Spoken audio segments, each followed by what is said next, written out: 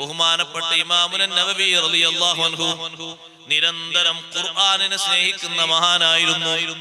കുട്ടികളുടെ സ്വഭാവം നന്നാകാൻ എന്റെ ശബ്ദം ശ്രവിക്കുന്ന ഉമ്മമാരെ, ഉപ്പമാരെ, കുട്ടികൾക്ക് ഏറ്റവും നിങ്ങൾ പഠിപ്പിക്കണമെന്ന് ഹബീബ് റസൂലുള്ളാഹി സ്വല്ലല്ലാഹു അലൈഹി വസല്ലം പഠിപ്പിച്ചത് ഖുർആനാണ്. അത് ബാപ്പക്ക് ഉമ്മക്ക് നിർബന്ധമാണ്. അതിന് കുട്ടികൾക്ക് വഴങ്ങി കിട്ടുന്നില്ലെങ്കിൽ ട്യൂഷൻ വെച്ചു കൊടുക്കണം. ദുനിയാവിന്റെ ചില്ലിക്കാശിന്റെ ലാഭം കണ്ടിട്ട് അവിടെ പൂഴ്ത്തി വെക്കരുത്. ഒരു കുട്ടി ഖുർആൻ പഠിച്ചു നന്നായാൽ ബാപ്പയും ഉമ്മയും ദുനിയാവിലും ആഖിറത്തിലും അനുഗ്രഹീതരാണ്. ആ കുട്ടിയുടെ ഖുർആൻ ഒത്തു സുന്ദരമായി കേൾക്കുമ്പോൾ മനസ്സിന് വരുന്നൊരു സന്തോഷമുണ്ട്.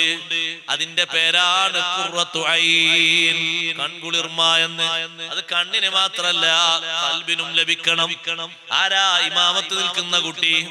ആരാണ് ബാപ്പയുടെ അടുത്ത് ഖുർആൻ കൊണ്ട് ഓതുന്ന കുട്ടി? ആ കുട്ടി വലിയ ബിസിനസ് മാനാണ്. പക്ഷേ കുട്ടിക്കാലത്ത് ബാപ്പയും ഉമ്മയും തറുവാക്കിയ ഖുർആനില്ലേ സുന്ദരമായ രൂപത്തിൽ ഓതുന്നു.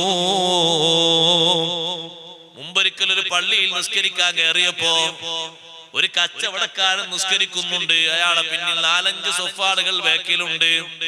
അൽഹംദുലില്ലാ, വലിയ സന്തോഷകരമായി ബാപ്പ ഇരുത്തി പഠിപ്പിച്ച ഖുർആനോത്താണ്.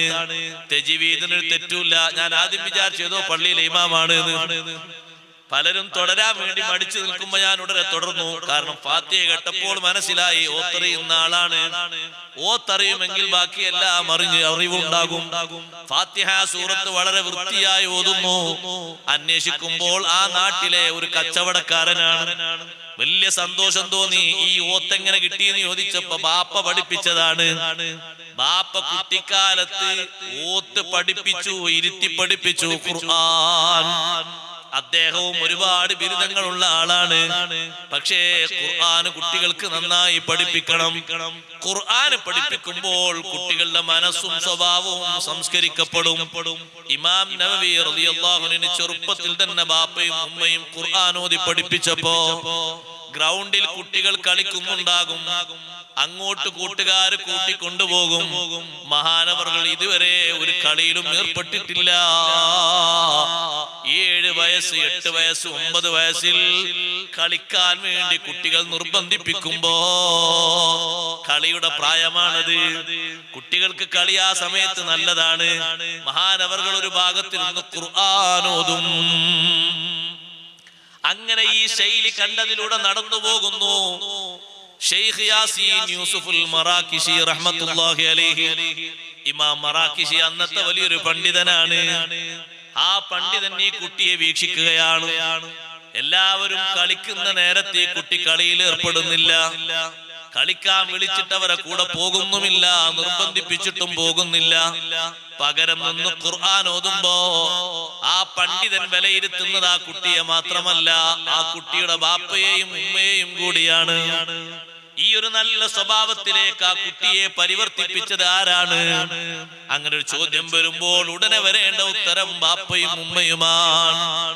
ഇമാം നവവി റളിയല്ലാഹു അൻഹു മറ്റൊരിക്കൽ ഈ പണ്ഡിതൻ കാണുന്നു. ബാപ്പയുടെ കച്ചവട സ്ഥാപനത്തിൽ പീടികയിൽ ബാപ്പ പകരത്തിന് നിർത്തിപ്പോയതാണ്. പക്ഷേ ഈ കുട്ടി ഒന്നും വാങ്ങുകയില്ല, വിൽക്കുകയില്ല. ആര് വന്നാലും പറയും എന്തെങ്കിലും വേണോ? ബാപ്പ പിന്നെ എന്താ പണി? ആ കച്ചവട സ്ഥാപനത്തിന്റെ ഒരു മൂലയിൽ ഇരുന്ന് ഖുർആൻ ഓതും. അതന്നെ പണി.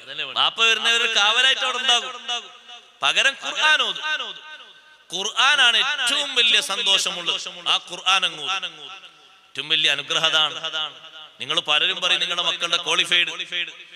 പക്ഷെ അതല്ല പറയാനുണ്ടാകേണ്ടത്, സന്തോഷമായിട്ടുണ്ടാകേണ്ടത്. കിടക്കാൻ പോകുന്ന ഖബറിൽ ഒരു നിലക്കും ചോരാത്ത രീതിയിൽ ബാപ്പമാരെ ഉമ്മമാരെ നിത്യവസന്തമായി ഹദിയൊന്നും ചെയ്യണ്ട. ഖുർആൻ നേരാവണ്ണം ഓതാൻ അറിയുന്ന ആണ് പെണ്ണുണ്ടോ നിങ്ങളെ മക്കളിൽ? പേരമക്കളിലുണ്ടോ? സന്തോഷമാണ്. യാതൊരു തടസ്സവുമില്ലാതെ മണ്ണറ മണിയറയാക്കി കിടക്കാം. നല്ല റാഹത്തോടെ അന്തിയുറങ്ങാം. ആരും ശല്യത്തിന് വരില്ല. ആരും നിങ്ങളെ ഫിത്നയാക്കാൻ വരില്ല, പരീക്ഷിക്കാൻ വരില്ല. പക്ഷേ ആ ഒരു കഴിവില്ലാതെ ദുനിയാവിൽ ഏത് കഴിവുണ്ടായാലും ചെറുതാണ്. ദുനിയാവിൽ ബാക്കി എല്ലാ